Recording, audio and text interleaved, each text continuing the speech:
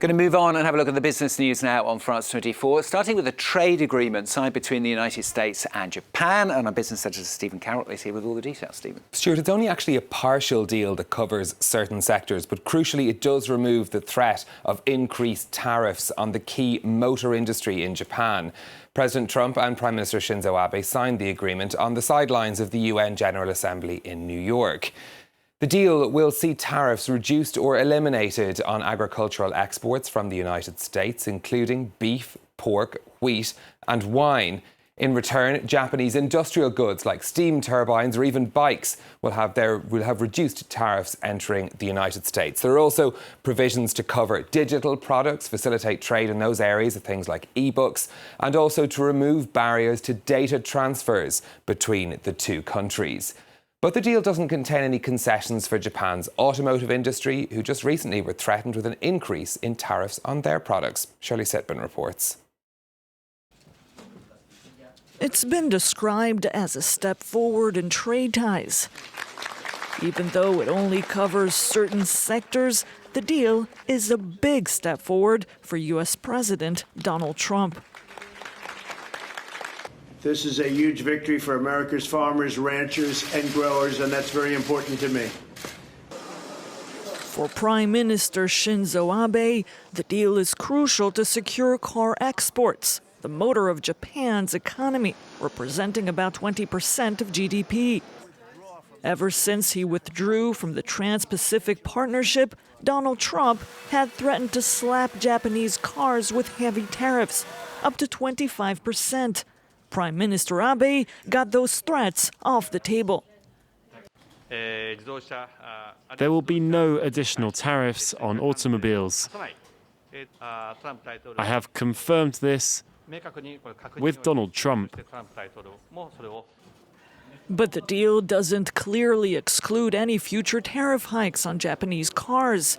And car makers say they need additional support to protect their business. The auto industry is facing many challenges amidst uncertainty, such as the Japanese yen appreciation and the upcoming sales tax. We hope the government of Japan understands this and offers us further support to help the auto industry grow as a strategic industry.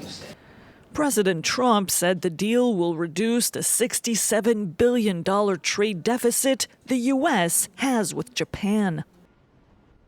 Let's check in on what's happening in the markets for you next. European shares starting the day just nudging into the red. We're watching shares in the company IAG. They're the parent firm of British Airways and Iberia. Their shares down 3% in London after warnings that the recent strikes at the airline would affect their profits. That's the picture at the open on the European markets. In Asia earlier, news of that trade deal between Japan and the US filtering in. Only a small boost to shares in Tokyo, though, up by 0.1%. Fairly flat elsewhere, except the Shanghai Composite down by 0.9%. Not much cheer being taken from President Trump's comments that the trade war with China could be resolved soon, at least on the markets anyway. Moving on, the chief executive of the e-cigarette maker Juul has resigned as the company faces increasing scrutiny over its marketing practices. Kevin Burns' departure comes as the United States considers banning all flavoured vape products, which represent 80% of the company's sales. US regulators warned Juul earlier this month against advertising its products as safer than traditional cigarettes.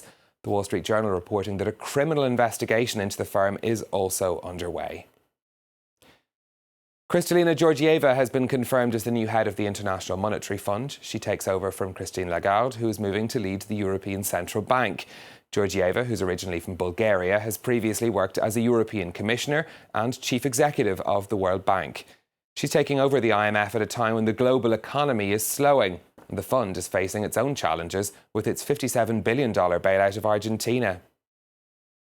My immediate priority for the IMF is to help members minimize the risk of crisis and be ready to cope with downturns should they occur.